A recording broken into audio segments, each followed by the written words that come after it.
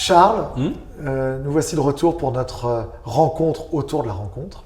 Et aujourd'hui, on va parler de Laurent Grasso. Ouais, Laurent Grasso, que j'ai d'abord rencontré à un dîner très sympa chez toi. Et puis après, je suis surtout tombé sur son travail qui m'a vraiment fasciné, notamment ce tableau qui mélange comme ça des moments du passé très figuratifs avec des scènes bizarres, avec des éléments bizarres, mystiques, comme d'un autre temps. Et on a l'impression d'être projeté quelque part dans le futur et d'avoir un souvenir d'une époque qu'on n'arrive donc pas à dater. Il y a quelque chose que je trouve assez fascinant. Et puis il y a toujours cette espèce de brouillard là, un peu onirique, mélangé à quelque chose de très réaliste. Par ailleurs, j'aime bien aussi l'idée qu'on a le droit de faire du figuratif, que c'est pas ringard. Et ça aussi, j'aime bien ça. Je trouve que c'est très réducteur. Je trouve quand l'art contemporain s'interdit le figuratif. Et j'avoue qu'il y a le brouillage temporel qui me paraît aussi très important dans son travail. Or, je crois que dans toute vraie expérience esthétique, il y a un brouillage temporel. Tu sais plus trop quand tu es, ni vraiment où tu es. Et puis en même temps, le paradoxe, c'est que tu es très présent dans l'instant T, sans savoir exactement où tu voyages. Et c'est ça, moi, que je ressens face à Laurent Grasso. Non, je trouve ça vraiment très intéressant et puis aussi assez beau, en fait, tout simplement. Je trouve qu'on a le droit, à des émotions, on a le droit de trouver ça beau, tu vois, juste c'est beau et c'est pas que intéressant. C'est le sujet d'un autre de tes livres, il me semble. Tout à fait, ouais. Et Laurent, c'est un artiste que moi j'ai rencontré au Jeu de Paume. Il était déjà un artiste un peu établi, il avait eu un certain nombre d'expositions. En l'occurrence, je le dois au travail formidable qu'a fait la galerie chez Valentin. Et cette expo était restée dans ma mémoire. Il avait fractionné l'espace en plein de petites salles.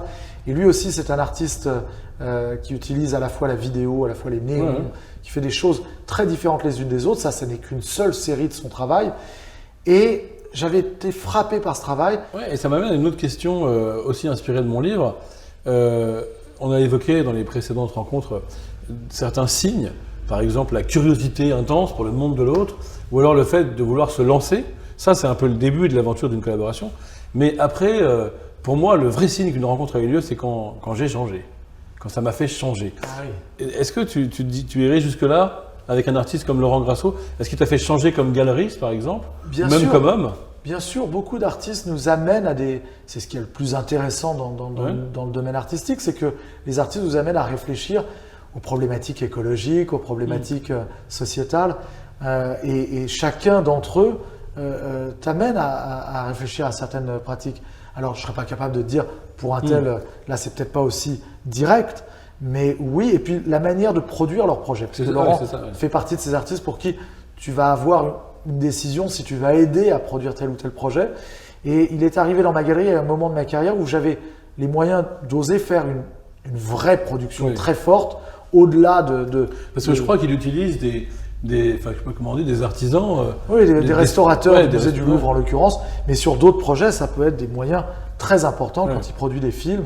Là, actuellement, nous avons un film au musée d'Orsay au moment de la diffusion de cette pastille. Ce ne sera peut-être plus d'actualité, mais c'était très spectaculaire, ce film très important au milieu de la nef du musée d'Orsay. Et en t'écoutant, et d'ailleurs en regardant cette œuvre de Laurent Grasso, ça me fait penser à la définition que donne Jean-François Lyotard du post-moderne. Il oppose ça au moderne. Le moderne, c'est la rupture avec la tradition. Et le post-moderne, c'est quand tu mélanges des éléments hétéroclites, certains empruntés à la tradition, d'autres rompant avec la tradition. Du coup, on pourrait penser que là, c'est carrément post-moderne. Merci Charles pour nous avoir fait confiance à faire cette pastille. On peut te retrouver avec ta série de podcasts sur Spotify, qui est incroyable. Une pastille de 30 minutes toutes les semaines, je trouve ça inouï et passionnant. Alors, je vais me permettre de continuer cette pastille qui a été inspirée par toi autour de la rencontre. Je ne résiste pas à t'annoncer que le prochain invité pour cette pastille sera Frédéric Becbédé. Ouais, excellent. Ça me fait d'autant plus plaisir qu'il poursuive cette aventure de rencontre que c'est lui qui a écrit le premier article sur mon premier roman. Parfait. Charles, merci et à bientôt pour une nouvelle rencontre ensemble. Avec plaisir.